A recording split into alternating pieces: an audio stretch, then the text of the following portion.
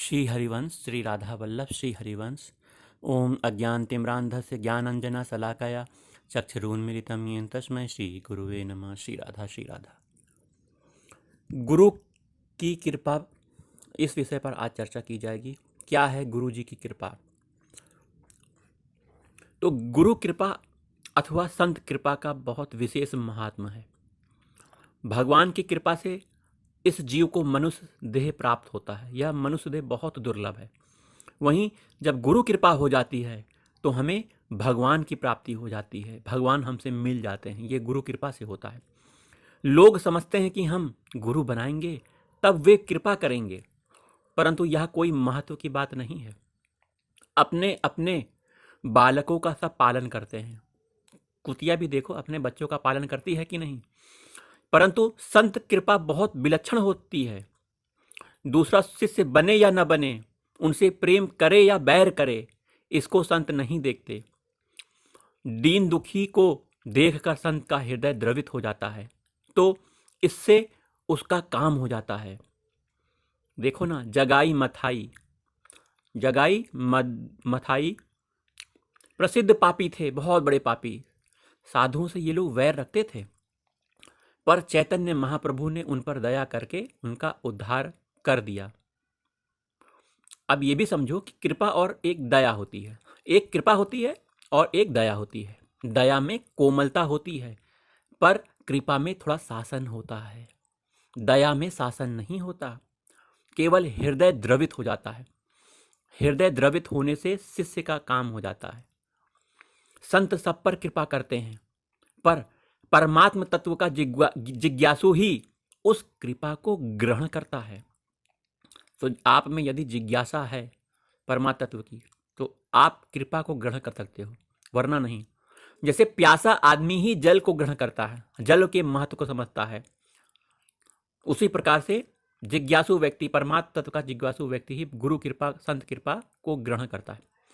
वास्तव में अपने उद्धार की लगन जितनी तेज होती है, सत्य तत्व की जिज्ञासा उतनी ही अधिक होती है, जानने की इच्छा उतनी ही अधिक होती है, उतना ही वह कृपा को अधिक ग्रहण करता है। सच्चे जानने वाले पर संत कृपा या गुरु कृपा अपने आप होती है। जानने वाला मतलब जिज्ञासु।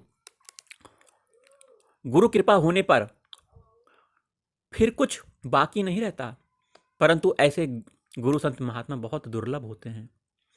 आपने सुना होगा ना, पारस से लोहा अगर छू दिया जाए तो सोना बन जाता है, पर उस सोने में यह ताकत बिल्कुल नहीं है कि दूसरे लोहे को वो सोना बना दे।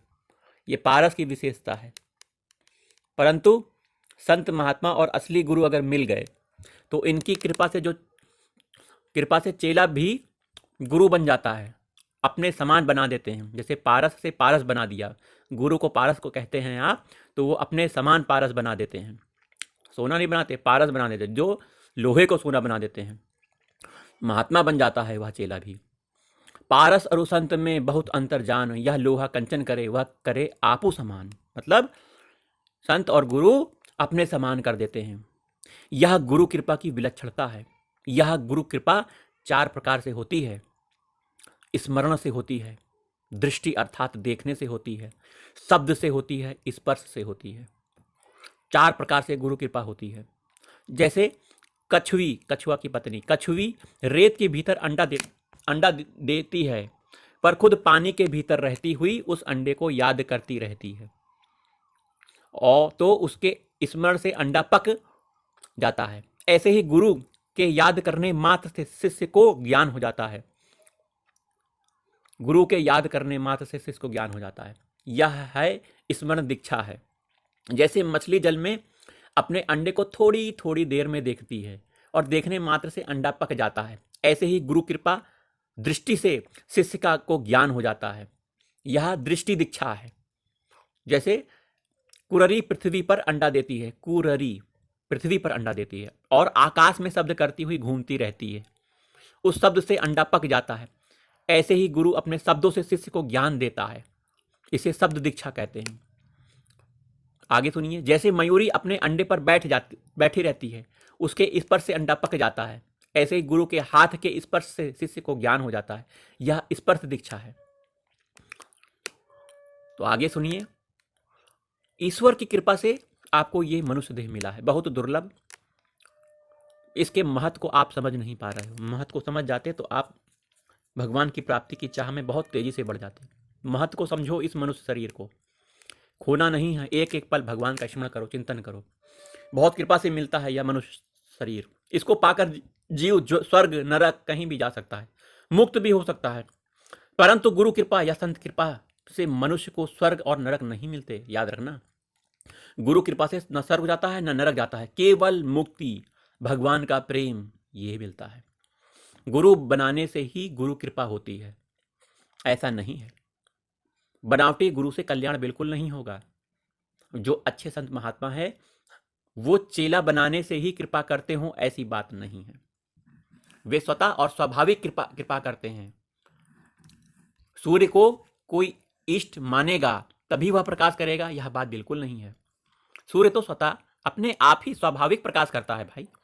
उस प्रकाश को चाहे कोई काम में ले या ना ले।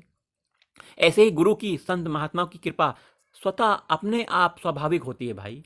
जो उनके सम्मुख हो जाता है वह लाभ ले लेता है, जो सन्मुख नहीं होता, विमुख होता है, वह लाभ नहीं ले पाता है और इस माया बंधन के चक्कर में फंसा रहता है।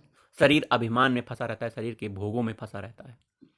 जैसे वर्षा बरसती है तो उसके सामने पात्र रखने से वह जल भर जाता है, भरता है कि नहीं। परंतु यदि पात्र को, बर्तन को उल्टा रख दो तो जल से कभी भरेगा? नहीं भरेगा भाई। संत कृपा को ग्रहण करने वाला पात्र जैसा होता है, वैसा ही उसको लाभ उठ लेता है वो। सतगुरु भूठा इंद्र सम, कमी न राखी कोय, वैसा ही फल नीपजे जैसे भूमि का होए। वर्षा सब पर समान रूप से होती है, पर बीज जहां होता है, जैसा होता है, वैसा ही फल पैदा होता है। इसी तरह भगवान की और संत महात्माओं की कृपा सब पर समान रूप से होती है, जो चाहे जैसा लाभ उठा सके। हमको गुरु के वचन पर महत्व करना चाहिए, क्योंकि गुरु के वचन ही हमें परमार्थ मार्ग, भगवान प्राप्ति के मार्ग में आगे बढ़ाते हैं। हमें अपने विकारों को गुरु ही दिखाते हैं अपने सत्संग के माध्यम से। जब गुरु सत्संग करते हैं, प्रवचन करते हैं, तो हमारे विकार हमें दिखने लग जाते हैं। अगर हम अंतर्मुखी हैं, थोड़ी पात्रता हमारे अंदर है तो गुरु के वचन का बहुत बड़ा महत्व है। गुरु बनाने से कल्याण नहीं होगा मेरे दोस्तों, गुरु की बात को जीवन में उतारने से कल्याण होगा। हमारे पूज्य गुरुदेव प्रातः स्मरणीय श्री राधा वल्लभ स्वरूप परम रसिक संत हैं।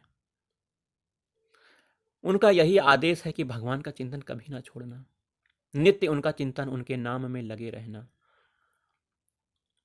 उनको एक पल के लिए भी न बिरसना। राधा वल्लभ लाल को, राधा नाम को मत भूलना, मंत्र मत भूलना, अपनापन कर लेना भगवान से, श्री राधा रानी से अपनापन कर लेना। हे राधा रानी, मेरी लाडली, मेरी प्यारी जू, मेरे राधा वल्लभ लाल। ये हमारे गुरु का उपदेश है। ये अपने सत्संग के माध्यम से वो लगातार कहते रहते हैं।